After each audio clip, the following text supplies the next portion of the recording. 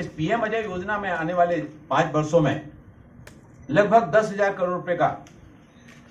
खर्च करने का प्रावधान हम लोगों ने बनाया है। ऐसा कोई भी प्रोजेक्ट लेकर हमारा अनुसूचित जाति का नौजवान आगे आता है जो उसको भी रोजगार देने वाला और उस रोजगार के माध्यम से और भी जिनका जब जिस परिवार के बच्चे का ये हो जाता है, कॉकलियर इम्प्लांट सर्जरी हो जाती है। मैं कानपुर गया था, वहां पर इस तरह के जिन बच्चों का कॉकलियर इम्प्लांट सर्जरी हुआ था उन बच्चों को मैंने बुलाया था, उनके पेरेंट्स आए थे और वहीं से वर्चुअल के माध्यम से मुंबई में जो हमारा केंद्र है वहां पर बच्चों का जो कॉकलियर इम्प्लांट सर्जरी हुआ वहां पर उन बच्चों को बुलाया था, उनसे वर्चुअल माध्यम से मैं बात कर रहा था। एक बहन से मैंने पूछा कि रजत अर्थव्यवस्था इसमें इसको आगे बढ़ाने के लिए हमारा जो दिव्यांगता सशक्तिकरण हमारा जो विभाग है, इस दिव्यांगता सशक्तिकरण विभाग के माध्यम से जो दिव्यांगजन हमारा अधिकार अधिनियम 2016 है, दिव्यांगजन अधिकार अधिनियम 16 के बारे में ज्यादा से ज्यादा जानकारी लोगों तक पहुंचे ताकि दिव्यांगजनों के सशक्तिकरण के लिए, उनको आगे बढ़ाने के लिए हम अपने काम को गतिशीलता के साथ में उसको प्रभावी रूप से समाज में आगे ला सकें। इस अधिनियम में लगभग 32 राज्यों ने, संग्रह क्षेत्रों ने इसको अधिसूचित कर दिया है। आंध्र प्रदेश, महाराष्ट्र, दादरा और नगर हवेली, दमन दीव और लद्दाख ने इसको अधिसूचित नहीं किया है। इस अधिनियम में जो प्रमुख रूप से बातें हैं कि पहले जो दिव्यांगता की केवल 7 श्रेणियां थी, उन 7 श्रेणियों को बढ़ाकर 21 किया गया। ऐसे हमारे जो दिव्यांगजनों के लिए सरकारी नौकरियों में आरक्षण 3% आरक्षण था, इस आरक्षण को बढ़ाकर 4% किया गया और साथ ही साथ जो दिव्यांगजनों के लिए शैक्षणिक संस्थानों में और जो 4% की जो हमारी आरक्षण की सुविधा थी उसको भी बढ़ाया गया। अभी हमारे दिव्यांगजनों के लिए केंद्र सरकार ने 3,566 पदों को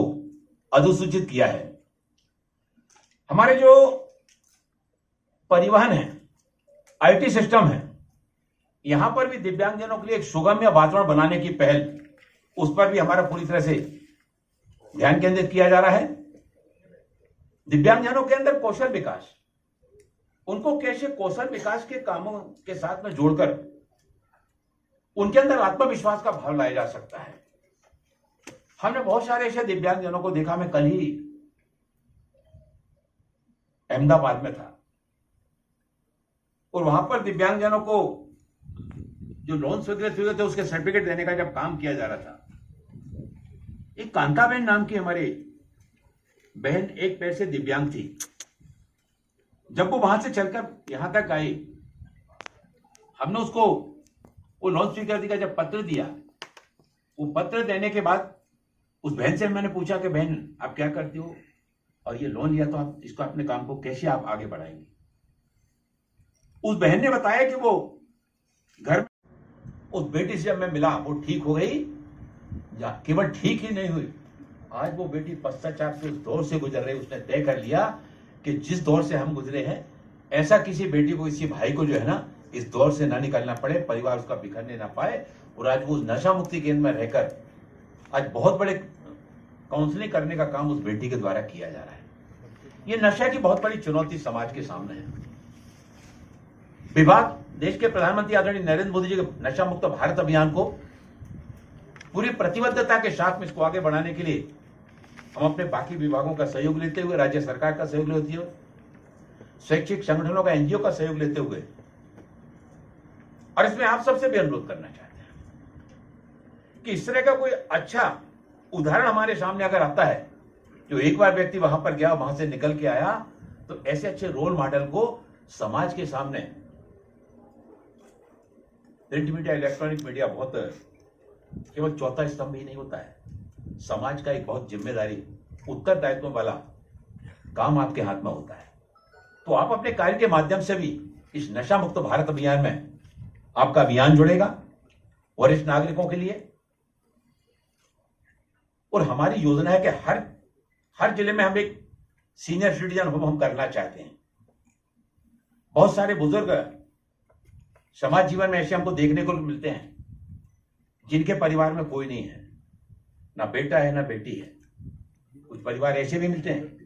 कि जिनके बेटा या बेटी हैं, लेकिन वो बड़े हो गए, शिक्षा अर्जित किया और शिक्षा अर्जित करने के बाद पैसा कमाने के लिए विदेश चले गए। अब परिवार में वो केवल बुजुर्ग अकेला है, या तो उसकी मां रह गई या पिता अकेले रह गए।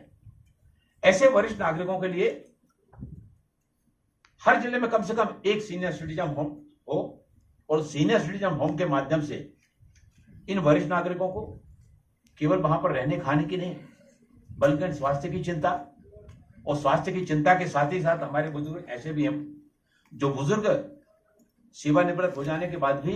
अपने जीवन में गतिशीलता बनाए रखना चाहते हैं। उनके अंदर जिस तरह की क्षमताएं हैं, बहुत सारे संतान ऐसे होते हैं कि जिनको अनुभवी लोगों की आवश्यकता होती है, तो हम ऐसे अपने वरिष्ठ नागरिकों को, ऐसे अनुभवी और व्यक्तियों की चाह रखने वाले व्यक्तियों को, ताकि वो अपने संस्थान में उनकी सेवाओं का लाभ ले सके, और इसके लिए भी सरकार के द्वारा इसके अभियान को आगे बढ़ाया जा रहा है। सेज पोर्टल के माध्यम से और सेक्रेट योजना के माध्यम से, और इसमें 9 स्टार्टअप का चयन भी किया गया के माध्यम से। इसी तरह सुगम्य भारत अभियान के माध्यम से एक और जहां स्कूलों में रैंप के माध्यम से, ग्रिल के माध्यम से, सरकारी भवनों में, फिर सरकारी अस्पतालों में, एयरपोर्ट पर, रेलवे स्टेशन पर सुगम्य भारत अभियान के माध्यम से एक बदला हुआ स्वरूप देखने को मिल रहा है। आप भी जब रेलवे स्टेशन जाते होंगे तो देखते होंगे कि सीढ़ियों के साथ साथ वहां पर रैंप बना हुआ है, जहां से दिव्यांगजन व्हीलचेयर के साथ में या उस रैंप का उपयोग करके चल के वहां से जा रहे हैं, बच्चे वहां से जा रहे हैं। एयरपोर्ट पे दृश्य देखने को मिलता है, अस्पताल में दृश्य देखने को मिल रहा है। यही तो बदला हुआ भारत है, यही तो आदरणीय प्रधानमंत्री नरेंद्र मोदी जी का आत्मनिर्भर भारत के सपने को साकार करने की दिशा में बढ़ते हुए कदम है। और विभाग इस दिशा में काफी प्रगाढ़ता के साथ में इस काम को आगे बढ़ाने में लगा हुआ है। जो हमारा यूडीआईडी कार्ड बनाने का काम दिव्यांगता विकास निगम के द्वारा किया जा रहा है, लगभग 73 लाख के आसपास दिव्यांगजनों के यूडीआईडी कार्ड अभी तक बन चुके हैं। हम सभी राज्य सरकारों के सहयोग से और स्वास्थ्य विभाग के सहयोग से इस काम को आगे बढ़ाने में लगे हुए हैं, निरंतरता के साथ में। हम चाहते हैं कि जल्द से जल्द ये हमारा यूडीआईडी कार्ड बनने की प्रक्रिया पूर्ण हो, ताकि दिव्यांगजनों को कार्ड के माध्यम से सारी सुविधाएं प्राप्त होने में और असुविधाओं का सामना ना करना पड़े। मैं आज के इस अवसर पर मैंने अपने विभाग के संबंध में छोटी मोटी जानकारी आप सबके सामने रखने की पहल की, और आप भी कुछ संभावित जानकारी जो जानना चाहेंगे उनको मैं यथासंभव उत्तर देने का प्रयास करूंगा। जी, अभी हम